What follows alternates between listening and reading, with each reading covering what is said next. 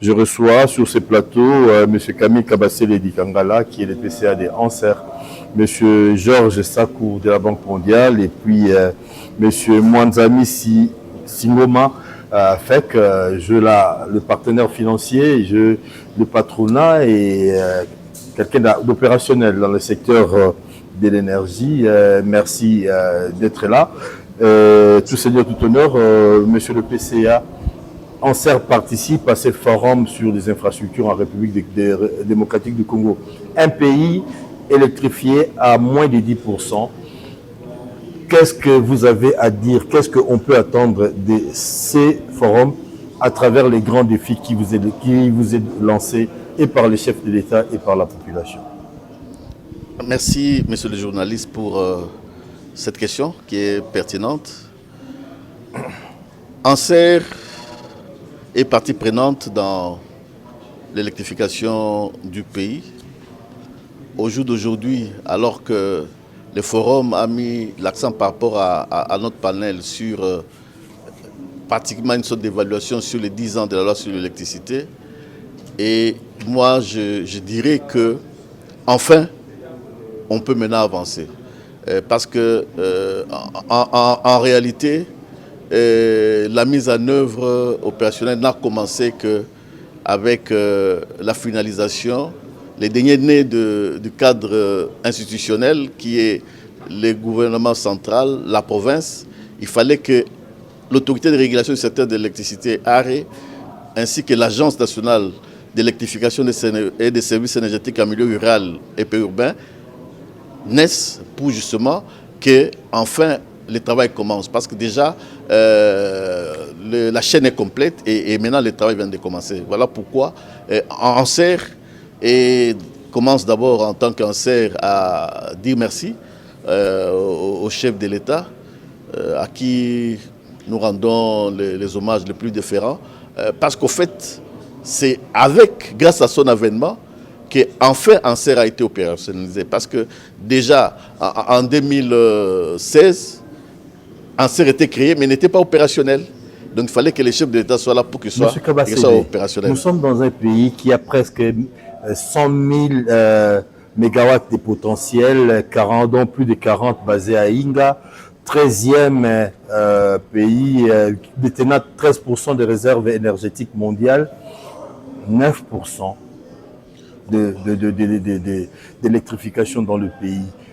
Comment résorber, je ne peux pas appeler ça ce retard, mais comment résorber ces scandales énergétiques? Là, on le voit négativement par rapport à notre population. Vous pouvez apporter quoi? Qu'est-ce qu'Anser peut apporter par rapport à ces attentes?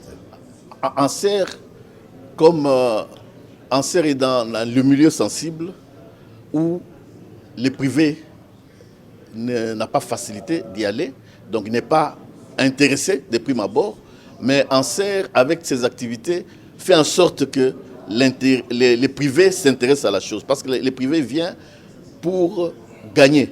Mais avec Anser, il va au-delà justement de la simple électrification, il apporte les services énergétiques. Et en même temps, en accompagnant les partenaires, donc l'opérateur, avec des subsides, pour que dans un premier temps, si ça peut lui permettre d'équilibrer ses charges, mais en fin de compte, la population, en développant les activités productrices, donc il peut avoir plus de revenus maintenant pour faire face lui-même à... Qu'est-ce que vous manque? Des ressources humaines, l'argent ou des études? Qu'est-ce qui vous manque? Au jour d'aujourd'hui, Anser a déjà le plan locaux d'électrification. Anser a déjà les programmes d'investissement prioritaires avec un budget clair.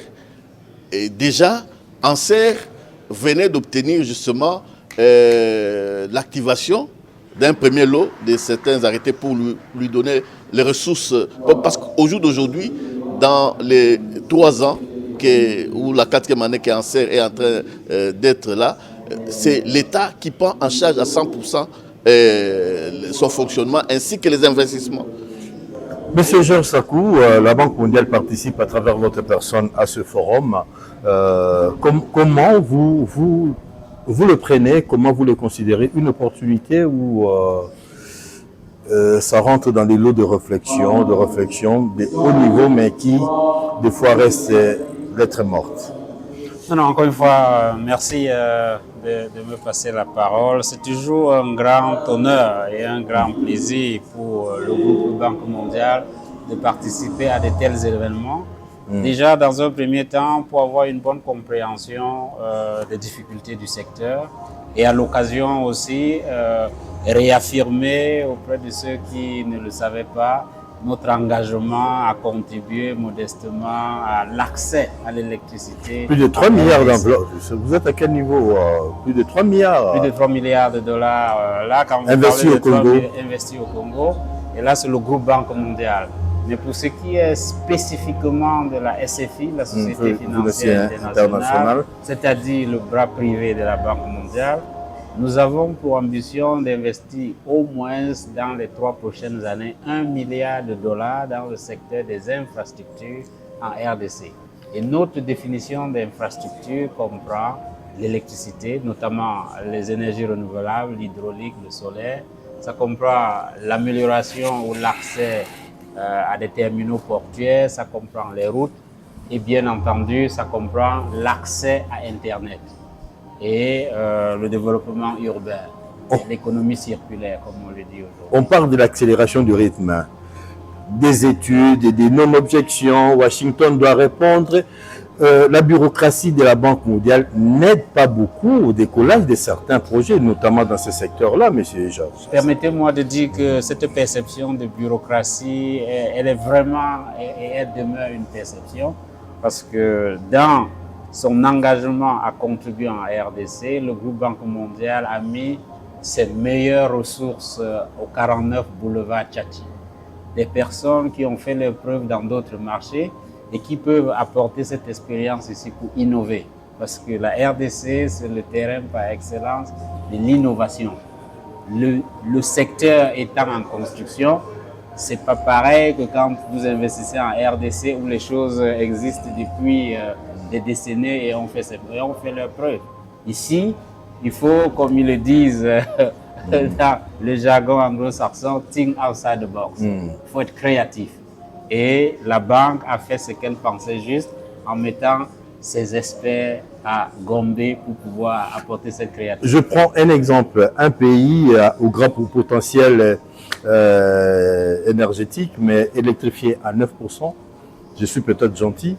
Un secteur qui peine à trouver des fonds de financement parce que les partenaires qui sont là ne sont pas intéressés parce qu'il n'y a pas d'activité.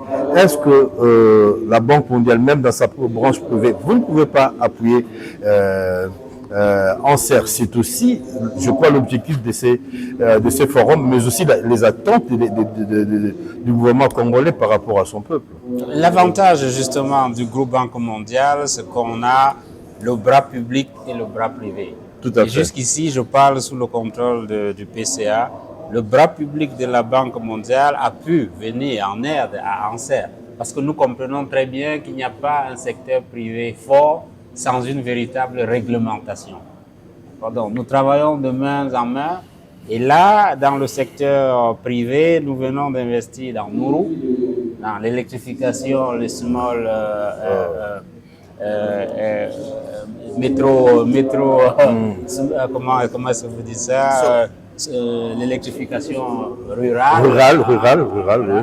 Parce qu'au final... Combien en termes de chiffres? On a investi, enfin tout ce que nous faisons est public, 10 millions de dollars. Je sais, à la Banque mondiale, il n'y a pas de tabou. Tout ce qu'on fait est public. 10 millions 10 millions. Donc, autant nous travaillons sur des petits projets, mais à forte capacité d'impact comme Nourou, autant nous travaillons sur Inga. Même 10 millions, c'est beaucoup, mais c'est pas grand-chose, parce que quand on pense aux infrastructures, en ce qui concerne les solaires, et même si dans la langue vous ne payez rien, mais l'installation des ouvrages coûte énormément, et 10 millions... Et c'est justement pour ça que, comme groupe Banque mondiale, nous approchons les projets, les sujets de façon holistique. Parce que pour transporter les panneaux solaires de Matadi jusqu'à Goma, il y a toute une logistique, et c'est pour ça aussi qu'avec notre bras public, nous sommes en train de voir avec l'État congolais comment améliorer les infrastructures routières. Hein, Tout à fait. Monsieur Mwanzamissi, vous êtes de la FEC, merci d'être là. Vous soutenez 80% de l'économie du pays. Mais en réalité, ça ne décolle toujours pas. L'occasion aujourd'hui est de réfléchir sur l'accélération du rythme en ce qui concerne et des réalisations dans le secteur des infrastructures. Qu'est-ce que cela représente pour la FEC? C'est bon. Donc on est aux 10 ans donc de la mise en place de cette loi pour la libéralisation du secteur de l'électricité. Et je pense que c'est ce bilan qu'on devrait analyser. Donc le contexte était lequel? C'est que nous avions la SNEL qui, on peut dire, était essoufflée financièrement, alors qu'on a un pays qui se développe démographiquement très rapidement. Alors comment combler un vide entre une SNEL essoufflée et une croissance démographique, alors que nous avons non seulement des besoins de la population, mais aussi des industries, notamment la FEC, cela nous concerne. Alors la libération du secteur permet à ce qu'on puisse ouvrir des entreprises privées qui sont dans la production, transport, distribution, qu'elles puissent développer donc des entreprises qui vont gérer des réseaux, permettre à ceux que les maisons, les habitations, les petites et moyennes entreprises, les PMI, puissent avoir accès de l'électricité. Mais les grands défis majeurs, c'est lesquels? C'est que pour la partie financement, pour avoir un projet bancable, vous devez avoir une bonne réglementation, donc la bonne gestion des risques, et vous devez avoir une fiscalité qui tient compte des réalités du pays. Si la fiscalité est trop élevée, la réglementation n'est pas bonne, vous n'avez pas de projet bancable, vous n'attirez pas des capitaux. L'autre élément aussi, c'est au niveau de l'administration maintenant. On a vu plusieurs opérateurs, en tout cas ceux de la FEC et autres, qui se plaignent de la lourdeur administrative dans l'octroi des concessions. Moi-même, je suis PCA d'une société qui est à l'est du pays, à Goma, en partenariat avec une compagnie américaine pour développer le gaz méthane. Ça fait 5 années qu'on est en train d'attendre les autorisations.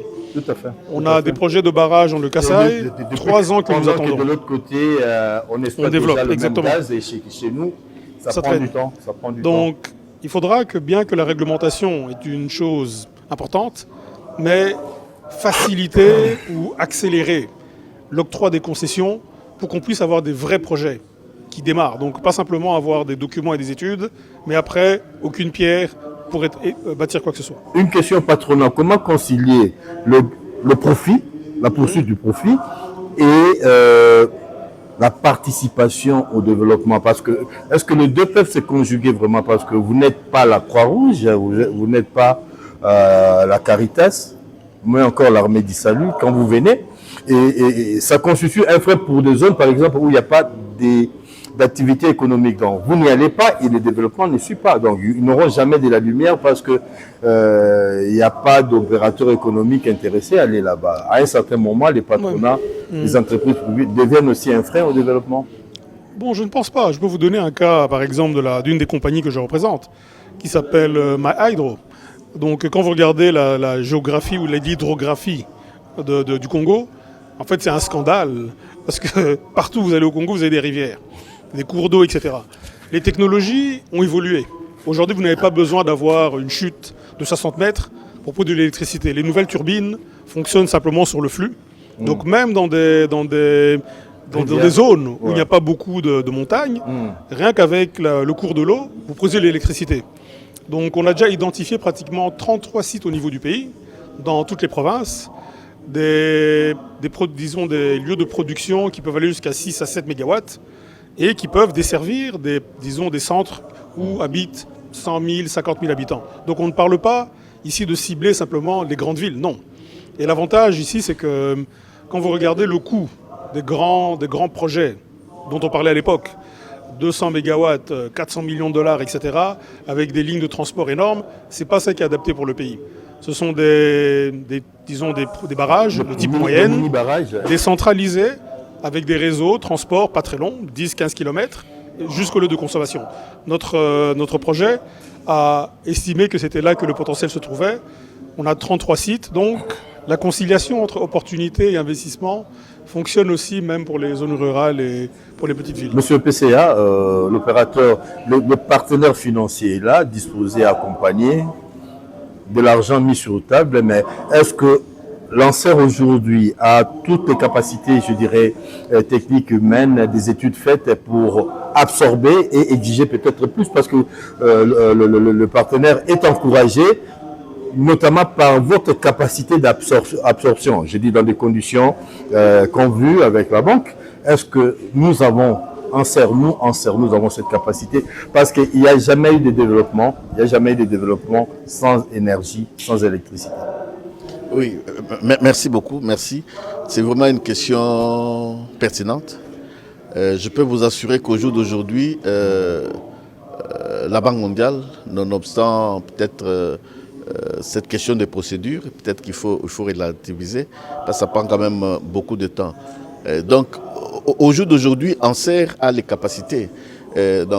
Comme eux-mêmes, ils ont vu qu'on pouvait gérer certains projets. Donc là, on est en train de finaliser avec eux un projet qui est en train d'être mis en œuvre, donc le projet agréé, pour lequel déjà on est en train d'être évalué.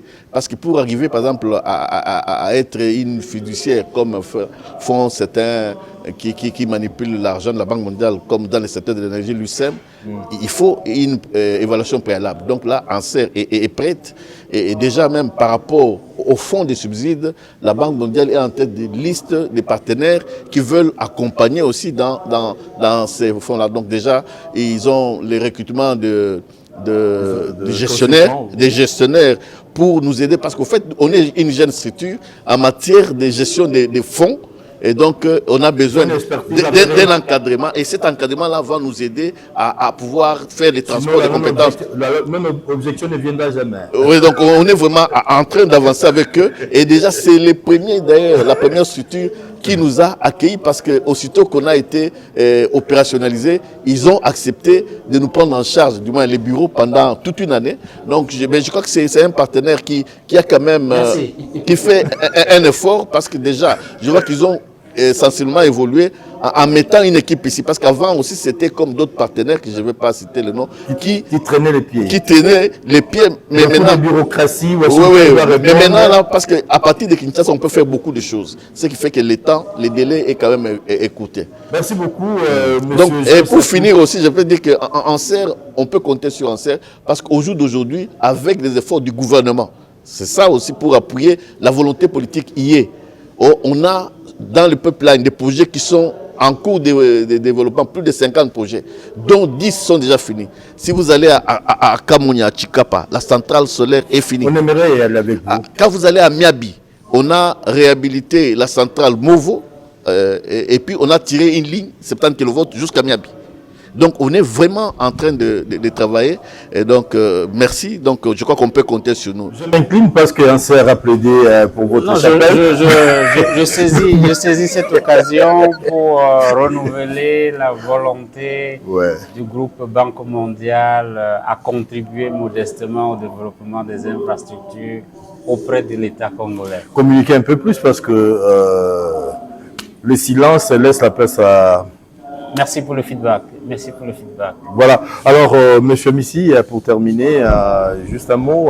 Quels sont vos vœux par rapport à ce forum? Vous, en tant qu'opérateur économique, patronat, vous souhaiterez quoi pour participer activement à l'émergence, au boom que je souhaite de ces secteurs des infrastructures? Bon, vous savez, je me souviens toujours d'un mot que le chef de l'État avait dit lors de son premier mandat, qu'il aurait souhaité créer des millionnaires congolais.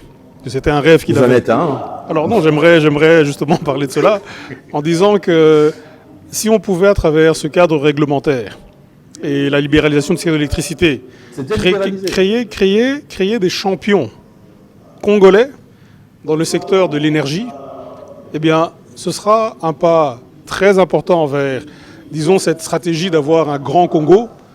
Parce que sans l'énergie, vous n'avez pas les industries.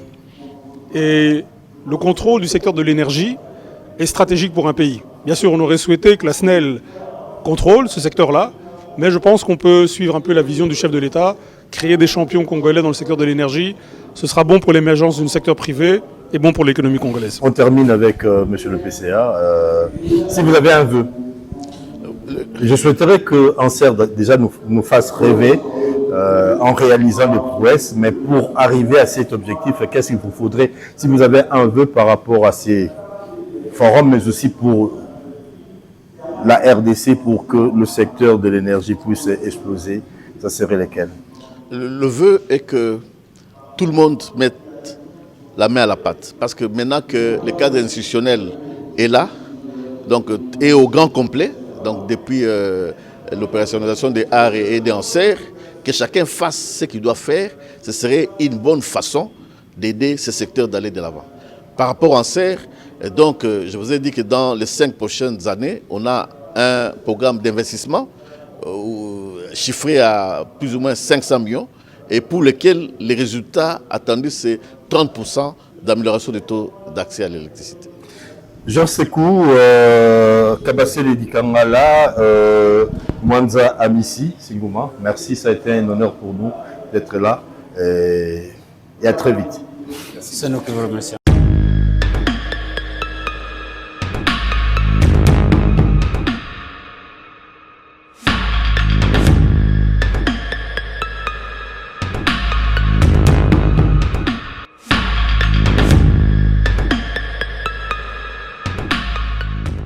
Paris gagné parce qu'aujourd'hui, nous avons décortiqué en fait tous les secteurs.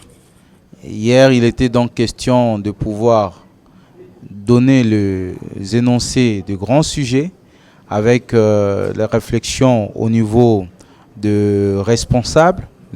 Nous avons eu des panels de ministres, panels de DG, mais aujourd'hui, c'était essentiellement avec les experts qui ont maintenant développé tout ce qui avait été énoncé par le responsable. Et nous sommes allés avec des ateliers, 4 ateliers thématiques.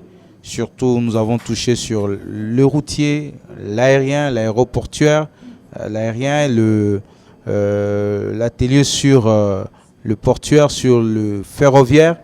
Et pour couronner le tout, nous avons parlé de l'énergie, le secteur de l'énergie aujourd'hui, en faisant une évaluation un peu de 10 ans après qu'on ait libéralisé les secteurs. Et nous sommes arrivés à une conclusion avec le panel qui a parlé sur l'extension de la ville de Kinshasa et la mobilité urbaine. Donc tous les aspects liés au transport aujourd'hui, nous l'avons couvert, nous avons essayé de parler de cela et de proposer en fait des recommandations. Qu'est-ce qui vous fait courir, Bodom Matungulu? Alors, c'est tellement grand, c'est tellement... En fait, c'est un forum qui devrait être organisé par une agence gouvernementale, mais un privé qui prend l'initiative et qui réunit et l'étatique et les privés. Vous courez derrière quoi? C'est provocateur, mais quand même une question. Non, écoutez, vous savez, nous sommes déjà au niveau de la RDC Stratégie, nous sommes convaincus d'une chose, que la providence divine a créé la RDC pour jouer, pour accomplir un destin exceptionnel. Et que la RDC ne peut être RDC sans sa grandeur. C'est cette passion qui nous anime. Et nous croyons que pour qu'un pays soit grand, déjà les infrastructures, parce que je dis toujours que Dieu a d'abord été architecte. Il a créé. Et nous pensons aujourd'hui, le génie qu'il a mis en l'homme, c'est de pouvoir mettre en place des infrastructures qui répondent en fait aux besoins de la population. Nous croyons à la RDC qui devient un pays émergent à l'horizon 2050. Voilà ce qui nous fait courir. Nous partageons votre credo. Kinshasa, extension de la ville de Kinshasa avec M. Thierry Katembwe Mbala. Vous êtes le coordonnateur du comité stratégique de supervision du projet d'extension de la ville de Kinshasa. Je vais arriver. Est-ce que plus de 9000 km², la ville de Kinshasa occupée seulement dans 30%.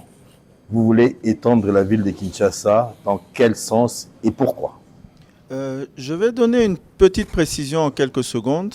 Premièrement, quand ce comité a été créé par le gouvernement de la République, ce n'est pas essentiellement pour aller dans un seul sens. Le concept de l'extension de la ville de Kinshasa va de l'est à l'ouest. Ça, c'est le concept ainsi que l'esprit du décret. L'ouest semble saturé. L'Ouest n'est pas autant saturé que ça. Il n'y a peut-être pas les mêmes superficies disponibles qu'à l'Est, mais il y a de très belles choses à faire. Et je peux vous dire qu'à ce jour, il y a déjà des intentions dans ce sens. Mais par contre, nous nous sommes concentrés pour commencer quelque part sur la partie Est, la zone Maluku, qui est la commune, si on peut dire, l'espace le plus grand de la ville de Kinshasa. Faites-vous rêver. Eh bien, vous avez le droit de rêver parce que ce rêve commence à se réaliser. Aujourd'hui, nous pouvons déjà vous dire d'emblée qu'il est prévu pour ce mois d'août-septembre maximum le démarrage des premières infrastructures. Ça veut dire que ça sera vraiment le démarrage de quelque chose de très grand. L'objectif aujourd'hui est de pouvoir permettre à ce que Kinshasa ait aussi une phase tout à fait moderne, une phase smart, intelligente, une ville qui pourra réunir tout ce qu'il y a comme ingrédient d'être une ville moderne. Aujourd'hui, il y a un gros dérèglement, mais avec l'extension de la ville de Kinshasa, le transport de masse n'aura pas de difficultés comme pour l'installer maintenant. Il sera installé a priori et non a posteriori.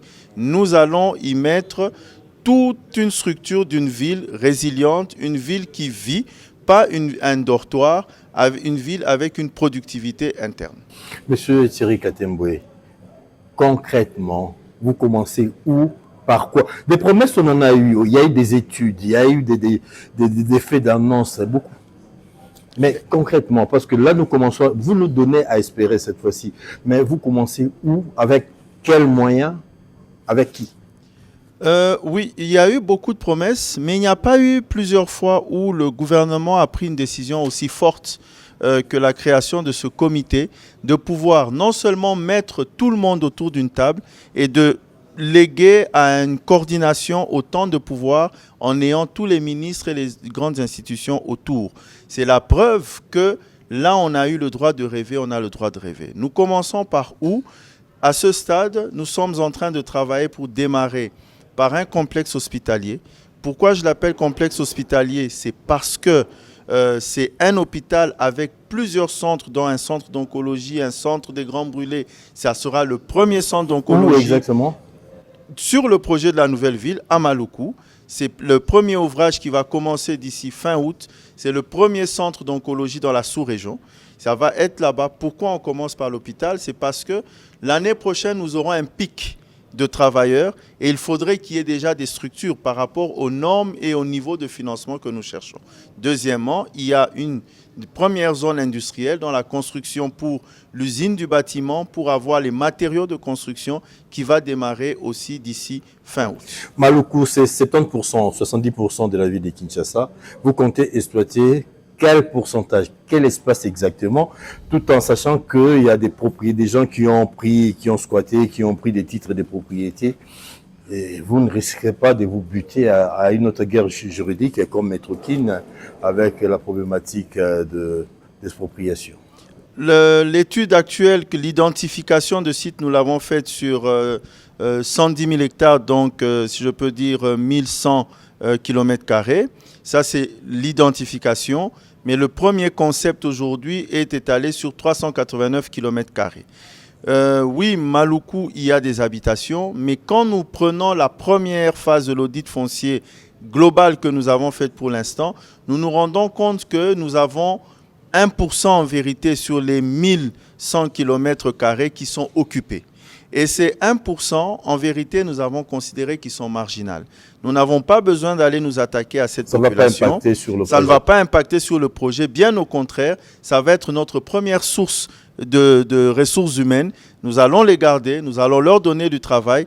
Et en deuxième ressort, nous allons les mettre dans une zone avec les moyens que nous aurons déjà pour leur faire des logements sociaux. Mais au premier ressort, ils vont rester où ils sont sans que ça n'impacte. Ça va coûter combien? L'argent proviendra d'où?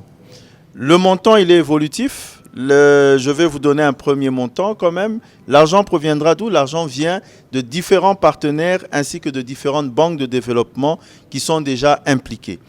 La première phase est évaluée à autour de 4 milliards à 4 milliards 500. Mais il faut quand même savoir que c'est un projet évolutif. Il y a des choses qui vont se faire d'office par les populations.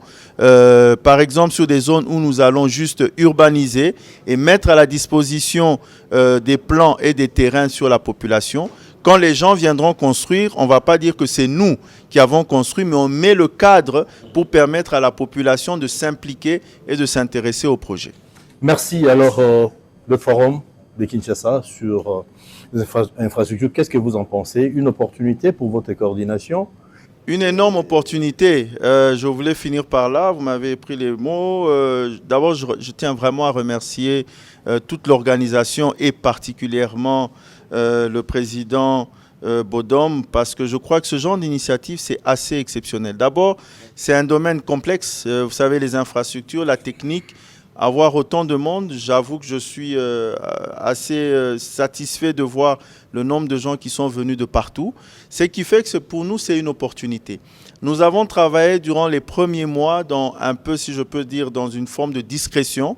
Et aujourd'hui, c'est quasiment notre première sortie au niveau national.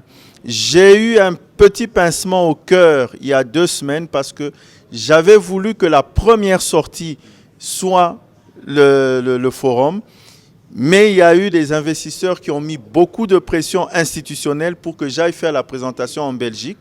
Mais je considère que ça, c'est la première sortie ici et je tiens à féliciter tout le monde. C'est une opportunité parce qu'en plus de ça, on a directement retrouvé la jonction avec les autres services, les autres projets dans lesquels nous nous retrouvons. L'histoire de ce pays ne s'écrira pas à Bruxelles, à Washington, ni à Paris. À Kinshasa. Pas à Bruxelles, on devait commencer par Kinshasa. C'est Kinshasa qui a fait le lancement. Bruxelles était une réunion... Patrice Emery Lumumba, pas moi.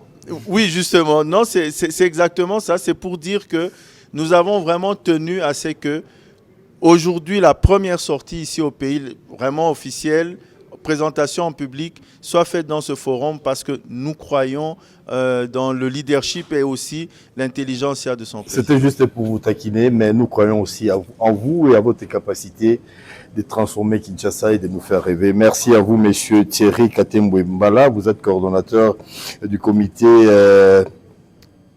stratégique de supervision du projet de l'extension de la ville de Kinshasa. C'est long, mais on y CSPVK, c'est plus simple. Direct. Merci. Monsieur Onepunga Yungo Eric, Mwanakini. Né à Kinshasa, j'ai fait mes premiers pas à Kinshasa. Monsieur Onepunga Yungo Eric, Mwanakini. Né à Kinshasa, j'ai fait mes premiers pas à Kinshasa. C'est-à-dire, vous apportiez, autant que monsieur Thierry Katembwe, vous proposez des solutions, parce que le plus gros problème de Kinshasa aujourd'hui, c'est le problème de mobilité. Et le moyen de déplacement des masses n'existant pas parce que il y a un développement exponentiel de la population. Vous proposez Metrokin. Parlez-nous-en. Metrokin, c'est une solution adéquate. Metrokin, c'est un projet d'implémentation d'un système de transport intégré dans la ville de Kinshasa à 4 phases. Il commence par la première phase, gare centrale à Port d'Angély. La deuxième phase, c'est la plaine de Kinshasa. Ça veut dire les grandes artères, les grandes avenues de Kinshasa verront le train circuler. Et la troisième phase, nous mettons Kinshasa en boucle. Ça veut dire tout part de la gare centrale pour aller à Kitamo Magasin, Mimosa, Upen, Cité Verte, Imouinza Matete, gare centrale. Et la quatrième phase, qui va aller rencontrer l'expansion de la ville de Kinshasa, c'est la phase qui part de l'aéroport d'Angély jusqu'à Maluku. Bon. Ici, nous sommes en train d'apporter une solution. Quand je dis bien une solution, ce n'est pas une solution à 2 semaines, mais c'est une solution durable. Parce que Kinshasa, ce n'est pas seulement le problème de mobilité, mais Kinshasa doit arriver à atteindre la catégorie d'une ville durable. Et c'est ça. Une ville durable, c'est quoi? C'est le chômage, c'est l'emploi, c'est l'électricité, c'est l'eau, c'est la voirie, c'est le transport, c'est le développement. Metrokin vient répondre à ce problème de mobilité en apportant une sorte de symbiose, une combinaison de multimodalités. Parce que Metrokin ne vient pas concurrencer le système mis en place. Ça veut dire pour gérer le train, il faut le transport des rabattements. Il faut des bus, il faut des taxis, il faut des mototaxis. Metrokin a comme actionnaire l'ONATRA, la ville de Kinshasa et Transconnexion Congo. Metrokin, c'est aussi cette vision du chef de l'État qui vient créer de nouvelles économies. Ça veut dire des champions nationaux. Metrokin conçu sur base du PDTK et des SOSAC, conception totalement 100% congolaise par des Congolais. Et Metrokin, c'est aussi cette grandeur de dire que le Congo, c'est pas seulement la musique, c'est pas seulement la bière, et c'est pas seulement ce que je voudrais pas dire. Donc, c'est aussi le développement. Tout en le disant. C'est aussi le développement. Et Metrokin vient aussi nous réveiller parce que nos difficultés, nous voulons la partager comme expérience pour dire que pour sortir de là où nous sommes aujourd'hui, nous devons créer des bureaux d'études. Nous devons créer des banques spécialisées, ça veut dire des banques à capitaux congolais, des banques de développement. Des banques de développement. Pas de banques commerciales qui imposent des pourcentages à 16%. Et nous devons aussi créer, en dehors des banques de développement, nous devons créer aussi des fonds de garantie. Pourquoi? Parce que le grand problème, c'est quoi? Les infrastructures appartiennent à 100% à l'État. L'État peut mettre ça en concession et quand vous créez, vous gérez, au finish, ça reviendra à l'État, ou ils reviendront à l'État. Et pour ce faire, si nous ne créons pas une banque commerciale, une banque de développement, si nous ne mettons pas des bureaux d'études pour accompagner les partenariats ou les entreprises congolaises, eh bien, ces entreprises ne seront pas en mesure de compétir. Ça veut dire qu'il y aura des projets, les Congolais vont bénéficier, les Kinois vont bénéficier des infrastructures, mais sur le plan économique, c'est les autres qui vont en bénéficier. Parce qu'un projet, ce n'est pas de penser, c'est des études. Or, les Congolais ont des difficultés pour faire les études. Ça fait 17 ans que nous gérons ces projets. Il fallait un développeur pour atteindre la maturité. Et 17 ans, zéro réalisation sur le terrain. Monsieur, monsieur, quand vous dites zéro réalisation, c'est trop dire. Je vous donne la parole. Vous allez ramasser, rencontrer ma question. Monsieur Eric Onepunga, vous n'êtes pas arrivé un peu en retard parce que Kinshasa, en tout cas, est saturé. Les emprises de rails sont occupées aujourd'hui. Oui. Est-ce qu'on rêve pas? On n'est pas dans une fiction. Fiction? Non. Rêve? Oui. Je comprends. Depuis longtemps, le rêve nous a quittés. Mais il faut rêver. Il n'y a plus de rêves congolais. Non. Il faut rêver et maintenant travailler derrière nos rêves pour que ça devienne une réalité. Nous devons rêver. Venir en retard? Non. Parce que nous sommes là, ça fait 17 ans. C'est le système. Il a fallu l'alternance du premier mandat pour que ce projet se mette sur le rail. C'est-à-dire que c'est la mandature du président Fachi qui a permis à ce qu'on puisse absolument opérationnaliser. Absolument. Le premier protocole d'accord signé avec la ville de Kinshasa date de 2014. Ouais. Et nous avions intéressé la ville de Kinshasa depuis 2005. Vous comprenez? Ça fait plus de 17 ans que nous gérons ce projet. Il nous manquait quoi? Il nous manquait une vision, une volonté politique. Vous pouvez avoir des moyens, vous avez la connaissance, sans la volonté politique, vous ne ferez pas des infrastructures. Ça n'existe pas. Concrètement, vous commencez où? Il y a un chronogramme, ça va durer combien de temps? Vous avez combien sur table pour avoir ça? Chevalier de la plume. Vous n'avez pas seulement le devoir d'informer, vous avez aussi le devoir d'éduquer. Quand les gens nous posent la question, vous commencez quand? Laissez-moi me permettre, parce que vous avez posé la question aussi à mon frère. Un projet de grande envergure à deux phases. Il y a la partie soft et la partie dure. La partie soft, c'est les études, et c'est ce qui est plus importante même. Les études et puis les moyens. Pour réunir le moyen, il faut finir les études. Parlons de Metrokin. Rien que les études, ça nous a fait plus de 2 ans. Plus de 9 millions de dollars. 2 ans de silence, 2 ans de... Non, plus de 9 millions de dollars pour les études de faisabilité technique. Les gens vont crier en attendant ça. De quoi? 9 millions pour les études. Mais c'est normal. D'ailleurs, c'est peu. Quand vous allez en France, à Paris, à Casablanca, vous prenez des modes de transport modernes, vous applaudissez. Mais quand on vous dit comment ils ont fait ça, c'est pourquoi je voulais dire, quand vous avez posé la question, on commence quand? Quand on vous dit aujourd'hui que le métro de Paris a 100 ans, ça veut dire que le métro de Paris a 120 ans. Parce que la partie soft a pris 20 ans. 20 ans d'études, 20 ans d'organisation. Nous commençons cette année ici, plus ou moins au mois de juillet, août. Pourquoi? Parce que nous attendions l'arrivée du nouveau gouverneur, sa prise de fonction effective pour lancer l'opération de libération des emprises. Et cette libération des emprises va prendre 3 mois. Pourquoi 3 mois? Parce que nous avons pris 2 ans pour identifier, pour négocier. Voilà la problématique. Voilà des choses que vous devez dire à la population. 2 ans pour négocier. Parce que vous ne venez pas du jour au lendemain demander à quelqu'un qui a créé son centre de vie, centre d'intérêt dans un endroit que vous l'avez laissé, vous n'allez pas lui dire par un bâton magique de partir. Non, vous devez négocier, l'indemniser et partir. Et tout ça, ça suit des normes. Il y a des normes internes, et il y a des normes, il y a des principes. Donc, nous sommes derrière tout ça est derrière nous. Et voilà, les débuts de travaux. China State Construction Engineering Corporation. Le Wang, vous en êtes le représentant en République démocratique du Congo. Vous avez participé à ce panel. Qu'est-ce que vous avez apporté? Qu'est-ce que vous apportez en complément à ce que le DG Eric venait de dire? China State, nous sommes basés ici depuis l'année 2019.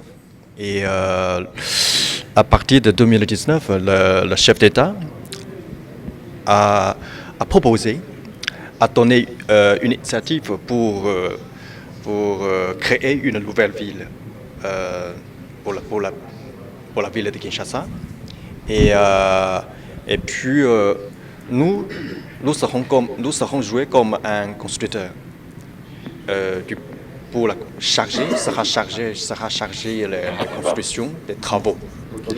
Et puis, bien sûr, évidemment, on va travailler étroitement avec le comité de pilotage du projet parce qu'on voudrait travailler en utilisant notre expérience de la construction dans les autres projets séminaires réalisés par China State. Par exemple, que nous avons construit le palais, le CPT de la nouvelle capitale à Égypte. Et puis en même temps, à partir de l'année dernière, le deuxième projet séminaire, toujours à l'Égypte, c'est pour la construction d'une nouvelle ville allemande. C'est aussi en construction. Donc on veut utiliser notre expertise et expérience pour exploiter et développer notre projet à Kinshasa. Nous avons deux grands projets, 2 grandes promesses, l'extension de la ville et la circulation de la population. Vous intervenez où et exactement dans quoi? Et puis pour le projet de Métro King, je pense que ça c'est un ajout pour l'autre projet. Vous voyez ça, parce que dans la nouvelle ville et la ville actuelle, il faut avoir une collection. Mais maintenant, il n'y a pas une bonne solution. Mais Métro King, c'est aussi une ajout, comme une solution de transport. Vous apporterez quoi? Votre entreprise apportera, vous allez jouer quel rôle dans ces 2 projets, surtout le projet d'extension? Okay. Parce que en fait, vous avez l'expertise dans ce qui concerne la construction des villes. Ok. Nous, China State, comme le constructeur, entrepreneur. Ça c'est un. Et deuxièmement, parce qu'on va développer ce projet en modèle EPC plus F. EPC soit ingénierie, approvisionnement et construction. Et F, c'est-à-dire soit financement, c'est-à-dire on va charger la construction et aussi on va assister la République démocratique du Congo pour la recherche et l'obtention du financement. Ça, c'est notre rôle. Donc, à ce titre, donc, vous êtes un partenaire privilégié,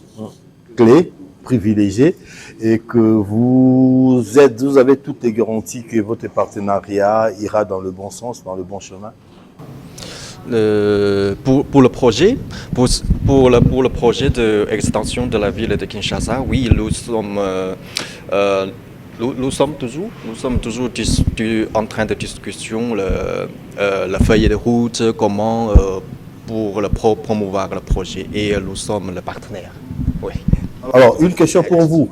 Vous amenez l'expertise, l'engineering, comme on dit, et vous aidez à la recherche des partenaires des financements. Est-ce qu'il y aura échange des technologies? Parce qu'il y aura des gens qui vont travailler à partir d'ici. Vous allez venir avec vos ouvriers, ils travaillent, ils repartent, ou vous allez laisser, donner la possibilité aux Congolais d'apprendre auprès de vous. Est-ce que vous pouvez promettre ça? Vous pouvez dire que ça se passera comme ça? Au cours de la construction, bien sûr, on va recruter la plupart, parce que la plupart des ouvriers et les travailleurs nécessaires pour la construction, ce sont les locaux, c'est-à-dire ce sont les Congolais. Vous voyez, nous sommes ici et puis on a aussi expérience comment travailler avec les autorités compétentes à local.